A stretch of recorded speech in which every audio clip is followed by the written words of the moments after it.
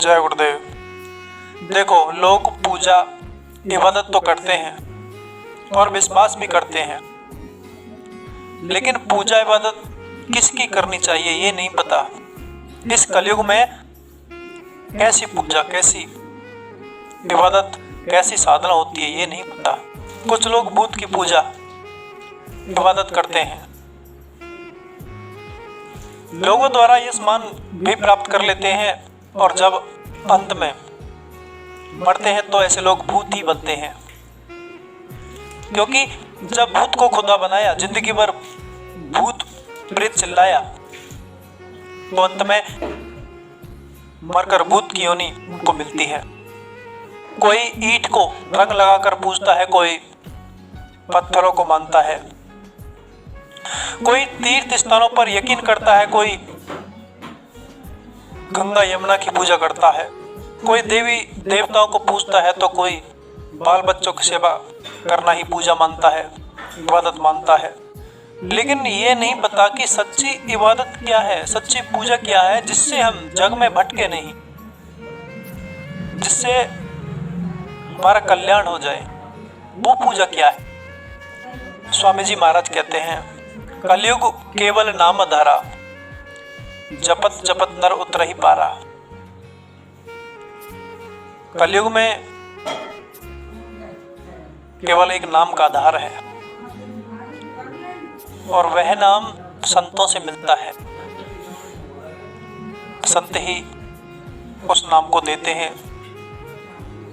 और जो लोग नाम को छोड़कर तरह तरह की पूजाओं में फंसे हैं, उनका तो ऐसा हाल है जैसे राम प्यारा छड़ी करी, कर यान का जाप, वैसा कर पूत जियो कहे कौन सु बाप। उस नाम के आधार को छोड़कर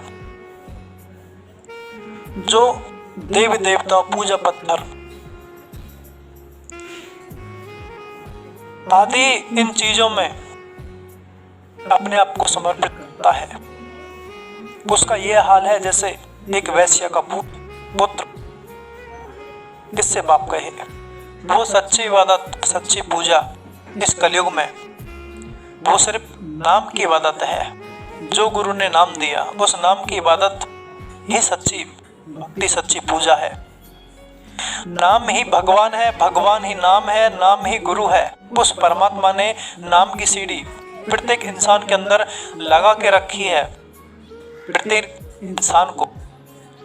इंसान को हक है उस मालिक का दीदार करने का, लेकिन कुछ लोगों को इस बात का पता नहीं।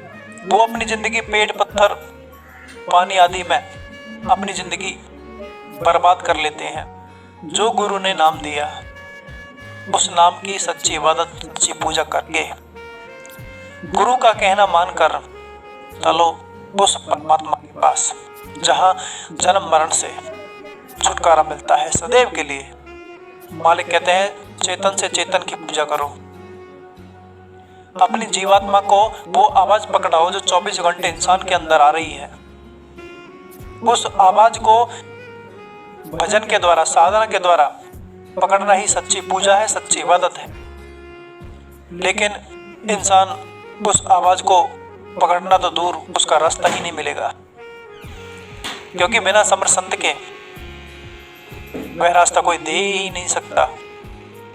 बिना शब्द वेदी गुरु के वह रास्ता कोई दे ही नहीं सकता। संत महात्मा कहते हैं कि शब्द वेदी गुरु होना चाहिए, समर्थ संत होना चाहिए। समर्थ संत तुम्हारे हजारों लाखों समस्याओं का एक हल है। समर्थ संत तुम्हारी 84 को पार करने के लिए एक रास्ता है, जिसके सहारे चलकर आप तमाम लोगों को पार करके भगवान तक पहुंच सकते हैं।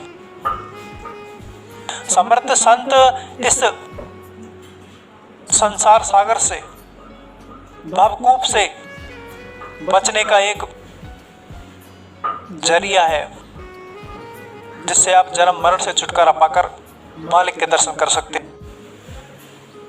जय गुरुदेव।